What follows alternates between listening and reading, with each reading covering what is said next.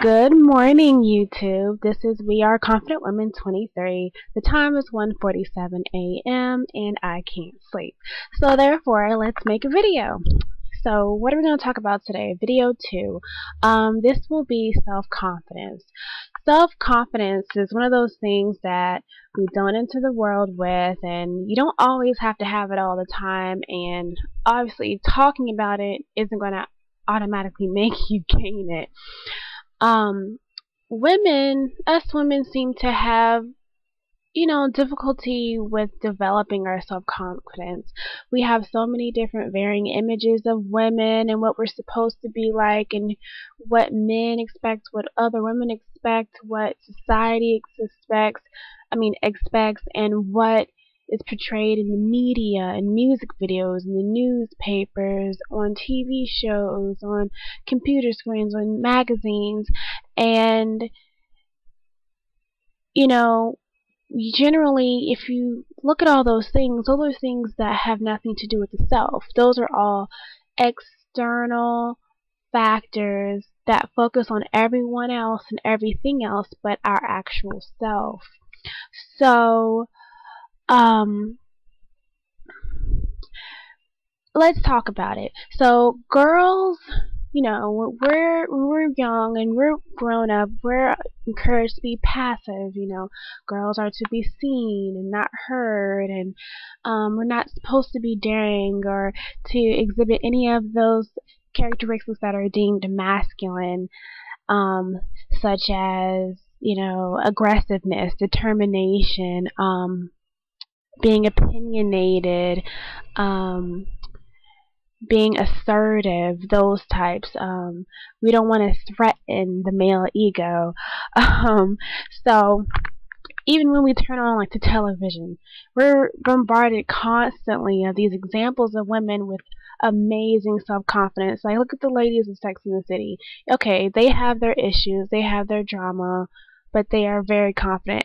I mean, wouldn't we would all like to portray ourselves as Samantha, the confident, sexually aware, and what's the word? Domineering woman who's in control of her sexuality and herself, but behind closed doors, she's actually very insecure, and she doesn't really know how to state her place in a male-dominated society. So, if we could just create this belief in ourselves, that would require us to push the limits of our own abilities and continue to try, even at the risk of public failure and humiliation. What are the steps of building that self-confidence? I think that there are certain things that we have to think about when we're trying to build our self-confidence. For example, taking responsibility for ourselves. I think this is very important because I feel like it's the most important aspect of building positive self-confidence and self-awareness. If you take control of yourself and your life and believe that you have the power to make new things happen and to have an effect on the end of the outcome of what is to come for you in your life, then you can start to take that responsibility, and it will assist you with trying to take new steps in life that could get you to the place that you want to be. If you just sit around and you're one of those people that wait for things to happen, or for chance or destiny to assist you with your goals and to increase your confidence, then you might be waiting forever. I mean, it might not ever come. You have to realize that the path to self-confidence is one that you have to be willing to travel. You can't just expect it to happen, and no one else can make it happen for you. Second thing, begin to experiment. Like, try different things. Be spontaneous. Do things that most people couldn't do on a daily basis, like going to a movie by yourself, or taking a class alone, or going out to dinner, or teaching yourself to do something that's not within the feminine realm, like being a Miss Fix-It, fix a window, fix a faucet, repair a toaster. Trying out new things that you're not completely sure about is another way to boost your self-confidence and know that you can rely on yourself and be self-sufficient. Something that worked for me is I wrote down like an action plan on what I wanted to do, like steps to help me reach my goal of, encouraging myself and doing things that I want to try. So you could like make sort of a plan and then plan to implement it and then implement it. It's like a three-part plan.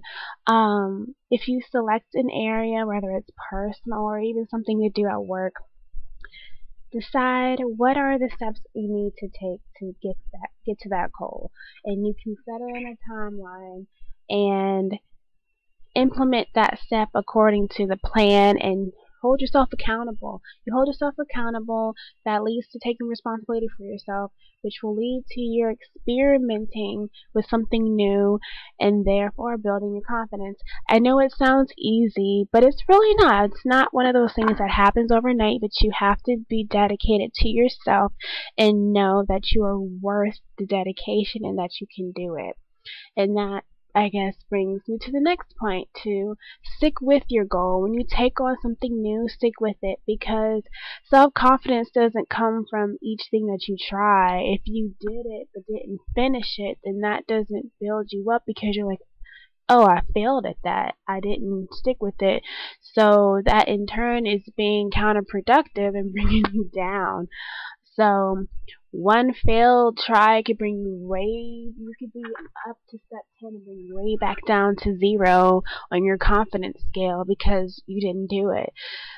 True confidence develops from increasing belief that you can rely on yourself to do something and follow through, because in life there's going to be plenty of people that you try to rely on and put your faith in and they let you down, but the one person who won't and shouldn't ever let you down is yourself.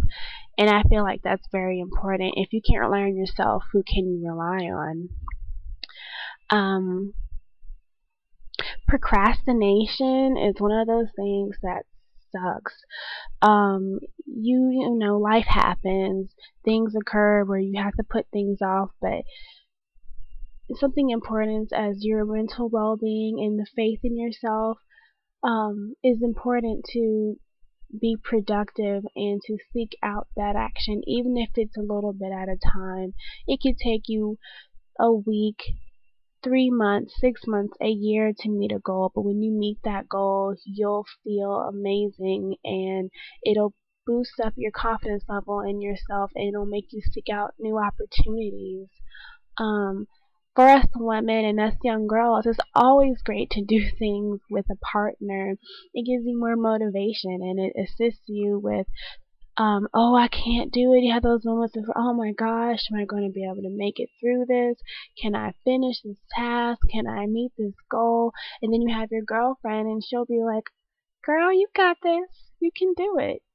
What are you holding yourself back for? You're your only person holding you back. So it's great to have encouragement and support from someone else who's trying to do the same thing as well, or just knows that you're trying to work on something. And it's always great to know that you have someone to give you that extra push. And surrounding yourself with confident people can also assist you with building your confidence. I know sometimes when you're around someone who's very energetic, very outgoing, very determined to, let themselves be known, and you kind of feel off them like, okay, they can do that, I can feed off of their energy, and then you can feel that way as well. But all in all, self-confidence is about you. It's important that you build yourself up and find other people that build you up as well and want you to be built up and be successful. I will have a blog on self-confidence with more examples and my own stories of building self-confidence and moments of where I felt like I needed to find that extra boost, found that person who would help and motivate me and keep me going.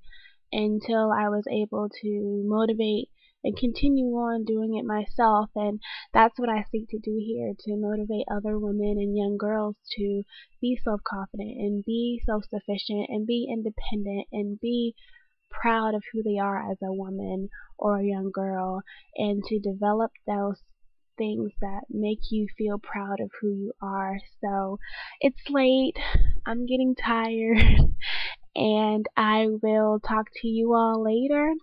Remember that as a woman, you are beautiful and radiant because you are of the female form, and let us all support each other in a spirit of mutual respect. And peace, love, and harmony. Good night.